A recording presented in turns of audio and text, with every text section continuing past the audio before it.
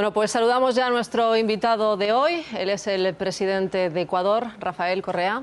Presidente, muy buenas noches. Buenas noches, Ana. Gracias por esta invitación, gracias a Televisión Española, gracias a España, que nos recibe siempre con mucho cariño. Un saludo a todos los españoles y muy particularmente a los latinoamericanos y ecuatorianos viviendo en este querido país. Son muchos. Sí. Usted está aquí en España dentro de una gira europea que la ha llevado por diferentes países, entre ellos Italia o Alemania. Allí se reunió con la canciller Angela Merkel.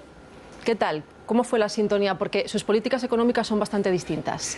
Bueno, pero hay un respeto mutuo y como respetamos a todos los países, pese a los gobiernos de los respectivos países, pese a las coincidencias o diferencias ideológicas que pudiéramos tener. La gira fue muy exitosa. Nos hemos reunido con la canciller Angela Merkel, con el presidente de la República Federal Alemana, el presidente de la Cámara Baja, alcalde de Berlín.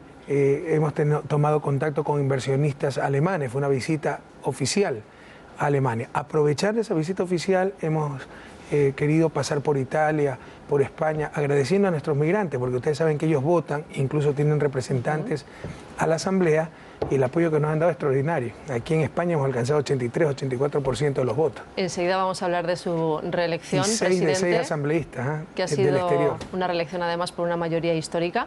Pero quiero seguir ahondando sobre todo en el aspecto económico. Aquí en España son muchos los que achacan parte de los males que estamos sufriendo a la señora Merkel en cuanto a recortes, reducción del déficit, reformas estructurales. ¿Cómo se ve la crisis que estamos padeciendo en Latinoamérica y qué cree usted, que aparte de presidente es doctor en economía, que está fallando? Yo solo les digo, no repitan los mismos errores que nosotros cometimos. Esta crisis es calco y copia de la crisis de la deuda a inicios de los 80 en América Latina, donde no es que se nos prestó dinero por parte de la banca internacional por solidaridad, era porque tenía exceso de liquidez. ¿Les suena conocida la historia? Los organismos internacionales, la burocracia internacional, siempre heraldos de los intereses de este capital financiero, se inventaron la estrategia del endeudamiento agresivo. Entonces, que había que endeudarse agresivamente para salir de su desarrollo. En realidad, estaban haciéndonos funcionales a las necesidades del capital internacional porque había exceso de liquidez. ¿Y por qué había exceso de liquidez? Por los dos choques petroleros, incrementos fuertes de los precios del petróleo.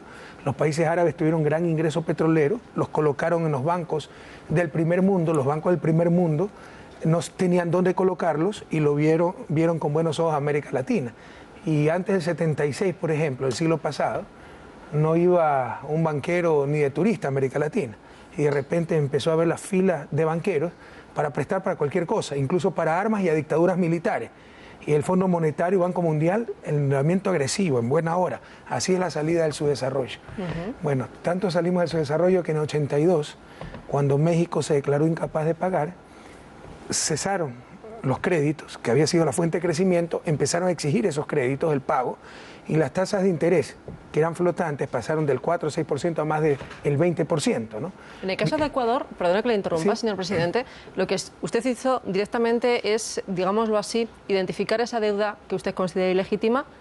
Eso fue después. Y no pagarla. Pero mire, como dice Mark Twain, banquero es ese tipo que te presta el paraguas cuando hace sol y te lo quita cuando empieza a llover. Nos quitaron el crédito, nos subieron las tasas de interés y vino el paquete de salvamento, el Fondo Monetario, exactamente lo que está pasando en Europa, pero con tremendos programas de ajuste, de austeridad, cartas de intención, para que nada quede en el país, sino que lo que entraba por un lado, por parte de esta burocracia internacional, saliera por el otro para pagar la deuda comercial con los bancos privados. No era otra cosa, no se quería superar la crisis lo más rápido, se quería garantizar el pago a los bancos privados, y lo lograron. Pero obviamente profundizando la crisis, sin crecimiento, sin empleo, la crisis duró más de 10 años. Iniciamos los 90 en Ecuador con los mismos niveles de ingresos per cápita del año 76 y vemos que exactamente lo mismo está ocurriendo en Europa. Así que lo único que les pido es, les digo, aprendamos de la historia, vean lo que sucedió en América Latina. Usted esto ha hablado, imagino, con Mariano Rajoy, con diferentes presidentes de países como Grecia, Irlanda o Portugal, me consta, porque bueno, lo he leído. Lo dije en la cumbre de Cádiz, ¿no? La cumbre iberoamericana de hace unos meses. Lo dije, no cometan los mismos errores que nosotros cometimos. Los latinoamericanos somos expertos en crisis, no porque seamos iluminados, sino porque las hemos sufrido todas. Y nos sabemos de memoria estas recetas que, insisto, no piensan en el ser humano, Yo no estoy criticando gobierno, estoy criticando sistemas. No piensan en el ser humano, piensan en el capital y sobre todo en el capital financiero. Señor Correa, ¿cómo están actualmente las relaciones entre Ecuador y España? Muy bien, pero déjeme contestarle la pregunta que usted me hizo. Nosotros renegociamos nuestra deuda en el 2008, porque a partir de esa crisis, para que vea, en 10 años Ecuador pagó en términos netos cerca de $2.000 millones en plena crisis a la banca internacional. Y pese a eso se nos triplicó la deuda por la capitalización de intereses, las malas renegociaciones, etc. Se demostró que eso era absolutamente ilegítimo e ilegal y por eso mismo no pagamos y recompramos la deuda a precio de mercado, sin perjudicar a los tenedores, pero sin beneficiarlos tampoco. Vamos a seguir hablando de temas económicos porque, como bien sabe, es un tema de interés nacional e internacional también. Pero respóndame la pregunta de las relaciones España-Ecuador. ¿En qué situación se encuentran? Son muy buenas. Acabo de hablar con el presidente Rajoy para saludarlo. Está en un muy buen momento las relaciones bilaterales. Por supuesto, preocupados por lo que ocurre en España, pues en lo que podamos servir, pues siempre pueden contar con nosotros. Otro tema ineludible y también relacionado con la crisis son los desahucios que afectan aquí en España a miles de familias, tanto españolas como de otras nacionalidades, entre ellos hay muchos ecuatorianos. Me gustaría saber si tienen algún tipo de conversación con el gobierno español sobre este asunto y de qué manera está Ecuador ayudando a sus compatriotas con este problema. Insisto, somos muy respetuosos de todos los gobiernos, más aún de un gobierno de un país tan querido como España, pero usted lo ha dicho o lo ha preguntado, en esto están involucrados miles de ecuatorianos y tenemos que defender a nuestros compatriotas. Yo no critico gobierno, critico sistema. La ley de desahucios en España tiene más de un siglo. Bueno, están ahora intentando hacer modificaciones. Acaba de salir adelante una ponencia en la Comisión de Economía, se aprobó ayer con los votos del Partido Popular, que es el partido del gobierno. De hecho, el gobierno del presidente Rajoy ha hecho avances para flexibilizar un poco esa ley. Pero esa ley es un completo abuso del capital sobre los seres humanos. Yo diría que es hasta inmoral. Es que nos imponen cosas como que son leyes naturales, leyes físicas, ineludibles. No, es simple y llana explotación. Todo el riesgo, todo el costo de la crisis sobre los seres humanos. Imagínense, cuando tenían exceso de liquidez los bancos y los banqueros, hasta buscaban a los ciudadanos para colocarles crédito. Vino la burbuja inmobiliaria, ellos mismos avalaban las casas, las valoraban.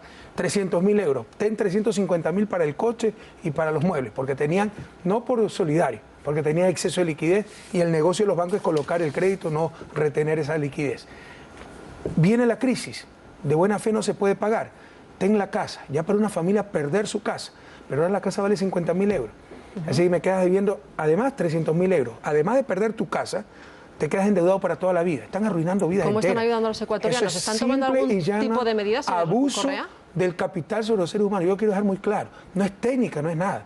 Esas leyes son abusivas, yo diría criminales. Pero en todo caso, ¿cómo estamos ayudando? Con asesoría hemos asesorado a miles de ecuatorianos, hemos realizado consultas jurídicas, etcétera, diferentes estamentos europeos, instancias jurídicas, les estamos dando asesoría legal como ya mencioné y hemos hecho una investigación muy profunda sobre esos contratos y lo que hemos encontrado es horroroso, o sea, son contratos, además de que la propia ley es inmoral, los contratos son tremendamente abusivos, hay cláusulas como, por ejemplo, y después de firmar este contrato podemos cambiar todo sin avisarle. Básicamente eso es lo que dicen ciertas cláusulas. Día a día son un horror. Lo estamos contando, señor Correa, en los informativos. Como sabe, este programa se ve no solamente por el canal 24 Horas, por la 1 de Televisión Española, también por el canal internacional. Hay muchos ecuatorianos que están pendientes de esta entrevista. Cualquiera que esté en esta situación de peligro de desahucio, ¿dónde tiene que acudir para que su gobierno le ayude? Puede acercarse a los consulados del Ecuador en España, tenemos muchos. Así también nosotros tenemos la Secretaría Nacional del Migrante, que se llama CENAMI, se pueden acercar a las oficinas de la CENAMI y pueden hacer consultas vía internet. El paro es otro asunto aquí que es noticia en España, la crisis, efectivamente, por eso decía que íbamos a seguir hablando mucho de economía. Está obligando a muchos jóvenes, como sabe, no tan jóvenes, a buscarse la vida en otros países. Las empresas españolas buscan nuevos nichos de negocio. En ese sentido, ¿qué oportunidades ofrece Ecuador?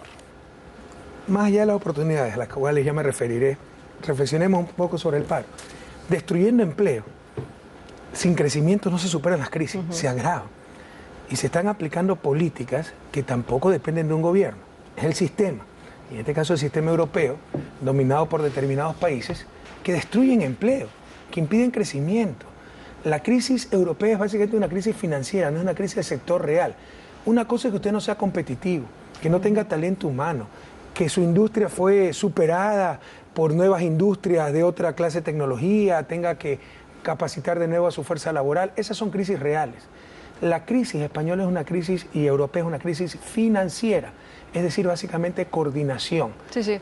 Hay casas, hay gente que necesita casa y hay bancos que no necesitan casa con la casa. Un problema de coordinación. Y la mejor manera de coordinar socialmente es con la moneda, es la política monetaria. Pero usted tiene la insistencia del Banco Central Europeo para tener una política monetaria muy rígida. Y vea a quién beneficia esa política monetaria. Beneficia al capital financiero. El problema es de poder, es un problema político, no un problema técnico. El asunto, varias de las cosas que usted estaba apuntando, se hablan aquí todos los días, ¿no? Y es un tema de actualidad y un tema de debate que se trata y que está en la calle. Pero yo me refería a las oportunidades de negocio en Ecuador. Hay muchas oportunidades. Este es un buen escenario, digamos, para vender país. Bienvenidos todos y todas los que quieran venir a trabajar, venir a invertir, venir a vivir en el país. ¿En qué tipo de cosas, por ejemplo? Bueno, ¿Qué sectores ofrecen más Ecuador oportunidades? es de las 5 economías que más crece en América Latina, la que tiene mayor inversión pública, cerca del 13%, la que más reduce desigualdad, de las 3 que más reduce pobreza, la que tiene la más baja tasa de desempleo, 4.1%. Entonces es un país que está despegando, nos han llamado el jaguar latinoamericano, así que las oportunidades son múltiples, pero por ejemplo en el caso español, construcción, tenemos miles de kilómetros de carreteras que están siendo reconstruidas y este año hemos empezado a construir las grandes supercarreteras.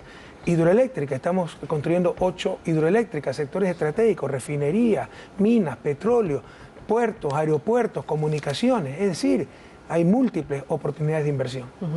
Usted insiste, Ecuador nos está esperando con los brazos abiertos, pero en algún momento yo le he escuchado decir a usted, señor Correa, que los estados están en su derecho, leo textualmente, a nacionalizar empresas en un momento dado.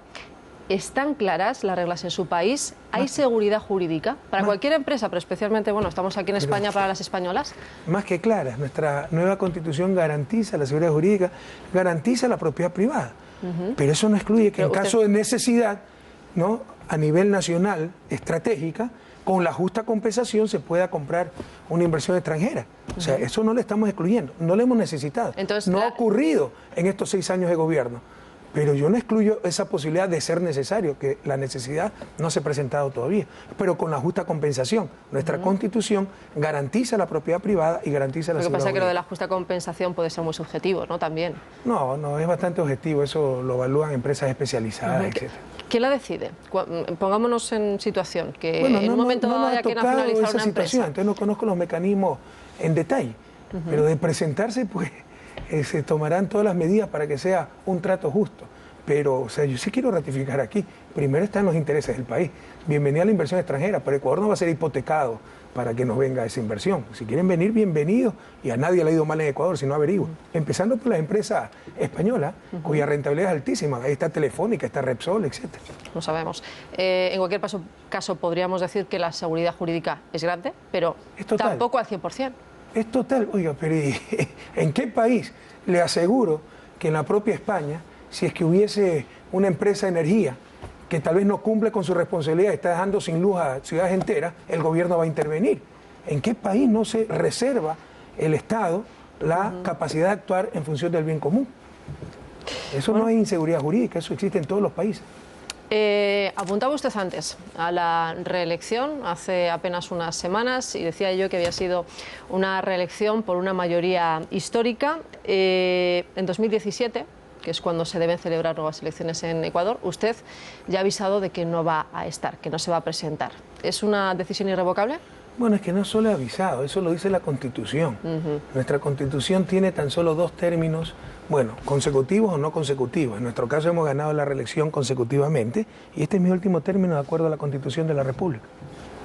¿Y no hay posibilidad de que usted, como se ha modificado ya en otras ocasiones, quizás el problema aquí ha sido el despiste entre la Constitución del año 1998, que fue la última que modificaron, y esta última, insisto, bueno, pues yo pensaba que había No le entendí bien el término despiste, ¿qué significa? No, despiste, simplemente es que yo tuve ocasión de ojearme la Constitución del año 98, la última modificación que usted hizo en la Constitución en el año 2008, si no me falla la memoria. La nueva Constitución del 2008. Simplemente eso, pero claro, como también las constituciones, bueno, en cualquier momento se pueden cambiar. Ha habido países como Venezuela, por ejemplo, que ha cambiado, Hugo Chávez en su momento cambió la posibilidad de poder pues presentarse un nuevo mandato. Por eso también se lo quería preguntar. Una constitución en este caso no es inamovible, pero en este caso no se lo plantea. Así se la pueda cambiar, este es mi último término. Es su último término, bueno, queda claro. Vamos a quedarnos de momento... Y no se necesita cambiarla en ese sentido, por si acaso. Creo que el sistema es bastante bueno. Que quede claro, ¿Sí? Que en ese sentido no piensa usted cambiarla. No hay planes en eso. Vamos a quedarnos en el presente, pero hacer algo de memoria. En su primer mandato sigo con los cambios y con las reformas que usted impulsó. Una asamblea constituyente que se creó para reformar la Constitución. En la segunda, una reforma del sistema judicial. ¿Qué otras reformas nos va a deparar bueno, pues este tercer mandato que está a punto de comenzar? En este mandato incluimos 3 ejes. Es el eje cultural, que siempre estuvo presente, pero lo hemos puesto expresamente. Y creemos que un país que es dominado culturalmente pues tiene graves problemas, ¿no? Es neocolonialismo, queremos defender lo nuestro, pero no solo eso, con una visión moderna. La economía cultural es tremendamente importante, ¿no? La industria cultural, que es una industria muy sana, no es como la industria de cigarrillos que le daña la salud, sino libros, películas, etcétera, ¿no? Y esto se está complementando con Universidad de las Artes, con mucho apoyo al sector cultural.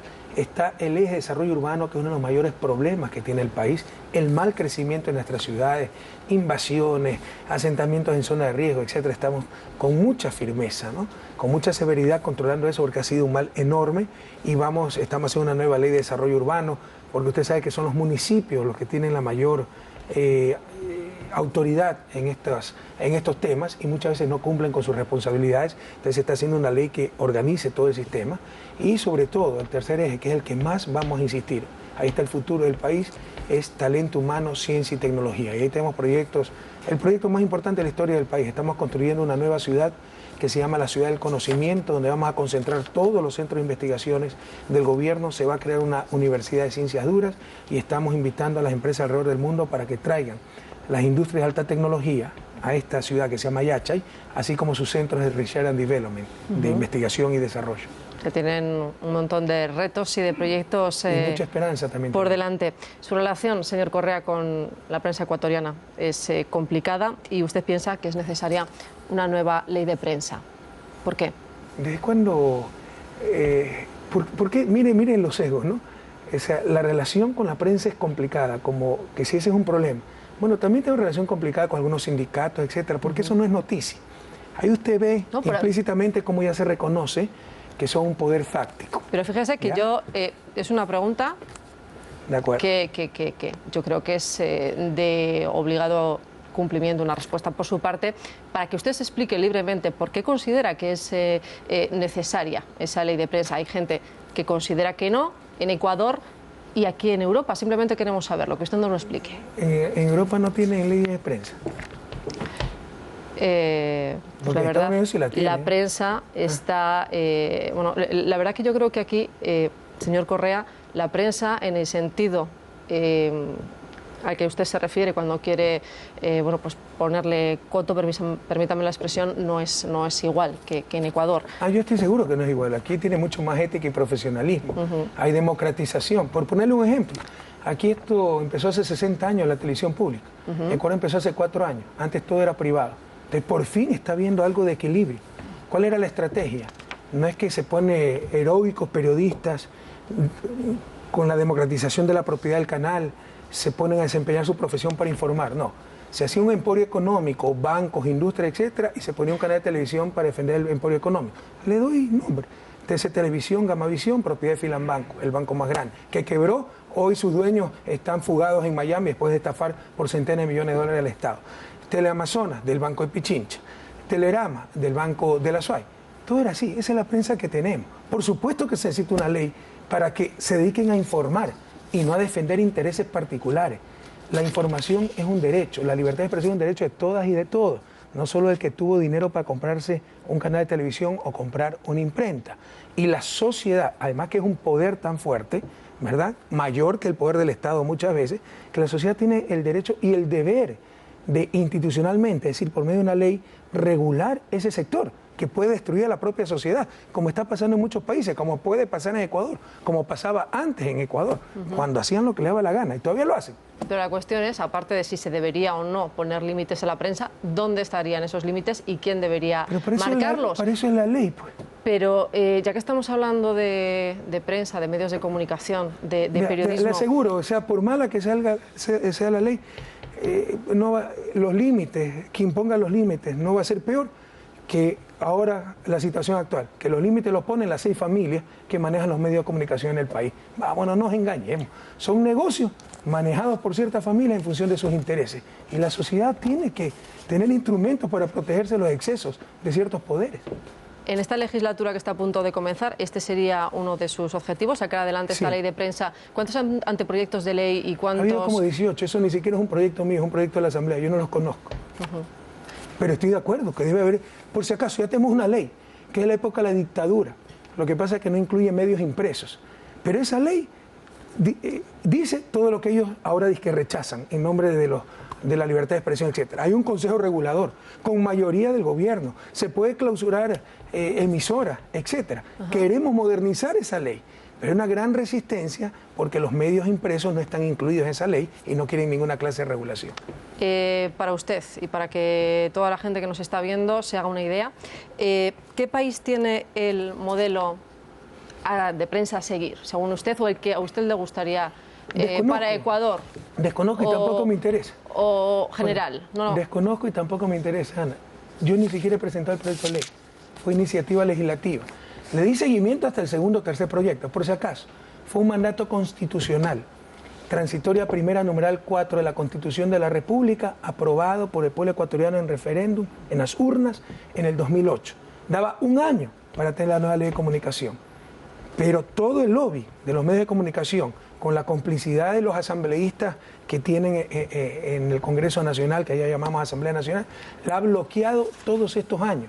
Estamos rompiendo la Constitución, pero ahí nadie dice nada. Ahí todo el mundo hace mutis por el foro. Bueno, la ley de prensa o esa futura ley de prensa va a seguir en todo caso siendo noticia, supongo, en los próximos meses o quién sabe si en los próximos años o cuanto menos en esta legislatura. Pero me gustaría... para que tengan noticias. Me gustaría, claro que sí. Nosotros mismos que tenemos que hacer sin que nos interese lo que digan o piensen en el exterior o ciertos grupos. Cada país debe responder a sus necesidades. Oye, aquí hace 2 años, en Alemania, se clausuró una radio para hacer propaganda nazi. Se metió preso a 23 personas. Alguien ha dicho que no hay libertad de prensa. Hay una doble moral terrible también en esto, ¿no? Porque allá los abusos de la prensa son mucho peores, pero ahí sí hay que dejarlos hacer lo que quieran. No vamos a poner ejemplos, señor Correa, porque se podrían poner muchos y... Bueno, pues sigamos poniendo ejemplos. A mí me encantan los ejemplos, eso clarifica las cosas. ¿Sabe lo que ocurre? Que el tiempo en la televisión es oro y hay muchos otros temas. Sí, por eso es una pena que se desperdicie un tema tan repetitivo, esta libertad de expresión.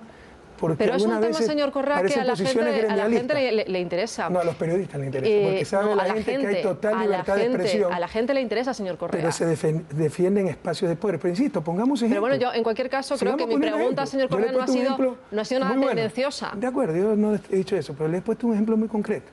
En Alemania, noviembre del 2010, se cierra una radio acusándola de hacer propaganda nazi, se mete presa a 23 personas. ¿Quién ha dicho que en Alemania no hay libertad de expresión? Pero en Ecuador queremos poner una ley para regular los excesos de la prensa y ya que noticia, etcétera. ¿Por qué no fue noticia el otro? Bueno, pero en Ecuador también se han cerrado algunas televisiones y algunas... Es que es maravilloso, dígame cuál. Radios. Tengo noticia de la televisión TC, por ejemplo. Corríjame si me equivoco. Está equivocada, porque TC está funcionando. No es el cierre, quiero decir, sí que la tenía un grupo, una familia, Grupo Isaías. Según tengo entendido, señor Correa, yo me puedo equivocar, pero... he intentado documentarme lo mejor posible para esta entrevista, esa empresa, digámoslo así, se le expropió a la familia, se repartió esa serie de acciones entre los empleados. Bueno, es una forma, bueno, que quizás nosotros aquí lo vemos con ojos europeos, esto es algo habitual en su país. O sea, yo de verdad no quiero prejuzgarlo en absoluto, pero es que no quiero que ponga ciertos ejemplos, porque se podrían poner muchas otras. Pídanosla y le enviamos la correcta información. Ese canal es el que le acabo de dar el ejemplo. Era del más grande banco del país, que quebró. Sus dueños huyeron debiendo 600 millones de dólares. Hemos cobrado esas deudas incautando no solo TC, 200 empresas. Hemos tratado de vender TC y se le ha vendido una parte a los trabajadores. Generalmente, pero señor Correa, en cualquier cosa, en cualquier problema, suele haber dos versiones. Esa es la suya. Pero aquí es muy sería interesante también conocer la otra. Aquí lo puede ver, pero en todo caso, fíjese el doble estándar. Es mejor que la tengan banqueros pillos, fugados, con orden de prisión, que estafaron con 600 millones de dólares al pueblo ecuatoriano, a que la tenga el gobierno con los trabajadores. Caramba, yo no estoy de acuerdo con esa moral, con todo respeto. Bueno, me gustaría seguir hablando de usted, con usted de esto, pero insisto, hay otros muchos temas y creo que... Conozca la prensa que tiene América Latina, no es la prensa que tiene Europa. Yo he vivido en Europa, sé qué clase de prensa, sé qué clase de periodista es usted. ¿Cómo quisiéramos tener periodistas como usted en Ecuador? Pero es totalmente diferente allá. Bueno. No, o sea, siempre hay un conflicto de base en la prensa comercial. Negocios que proveen un derecho, y hay un conflicto de base. Pero se puede mitigar ese conflicto con profesionalismo, ética, democratización de la propiedad. Pero ya todo está concentrado en 6 familias. Lo que menos hay es ética, profesionalismo. Es un problema grave que tenemos que enfrentarlo sin miedo y con frontalidad. Bueno, queda claro. Okay. Venezuela, acaba de haber elecciones hace apenas unos días. Nicolás Maduro ha ganado por un estrechísimo margen. Enrique Capriles pide un recuento. El país está en una situación bastante inestable. Me gustaría saber su opinión sobre cómo se está gestionando toda la situación allí. Bueno, hay un ganador. Que el perdedor no esté de acuerdo, ¿qué le vamos a hacer? El Consejo Nacional Electoral de Venezuela creó un ganador. Venezuela tiene los sistemas electorales más avanzados del mundo, totalmente electrónicos. Entonces no tengo por qué dudar de esos resultados. Si me preguntan a mí, que revisen lo que quieran, pero eso ya es decisión de los venezolanos. Lo que yo sí le quiero decir, Ana, usted sabe, nosotros tenemos información como gobiernos, etcétera, que siempre se intentó eso. Si Chávez, cuando le ganó a Capriles, le ganaba con 2 o 3 puntos, hubieran hecho lo mismo. Felizmente ganó con tal diferencia que no les quedó otra que aceptar la derrota. Ahora la diferencia no es tan grande y pudieron aplicar los planes que siempre tuvieron. Pero nosotros no permitiremos como UNASUR, en estos momentos se está reuniendo UNASUR en América Latina, en Sudamérica, no permitiremos como UNASUR que se desestabilice a Venezuela. Ahora que no está Chávez, a usted, muchos ven en usted, mejor dicho, efectivamente, muchos le ven así. Entonces, a mí me gustaría saber si usted se ve con esa responsabilidad. Mira, y si le supone algún tipo de, bueno, pues, no sé, algo que quiera contarnos. Respeto mucho al rey Juan Carlos, al príncipe, a la reina, etcétera, pero usted sabe que en Latinoamérica no tenemos monarquía, no tenemos herederos, ¿ya? Y lo que tenemos es líderes que representan a sus pueblos y que son capaces de dar la vida por el bienestar de nuestra gente. Y estaremos donde seamos más necesarios. Creo que nadie busca protagonismo, ni el propio Chávez, a quien conocí muy bien en vida y fue una de las personas más atacadas, más linchadas mediáticamente que he conocido, tal vez la que más he conocido, después sigo yo seguramente. En todo caso, nadie buscaba protagonismo, todos buscamos es servir a nuestra gente. Entonces entiendo que no se siente su sucesor en ese sentido. Yo me siento un servidor del pueblo ecuatoriano y del pueblo latinoamericano. Bueno, pues señor... Y estaremos donde más necesarios seamos. Señor Correa, presidente de Ecuador, un placer haberle tenido aquí. El placer ha sido mío, ¿no? Y haber tenido, bueno, pues esta charla que yo creo que al final ha sido enriquecedora. Gracias. Muchísimas gracias y de nuevo un saludo al pueblo español. Y mucha suerte y ánimo. Gracias. Sí.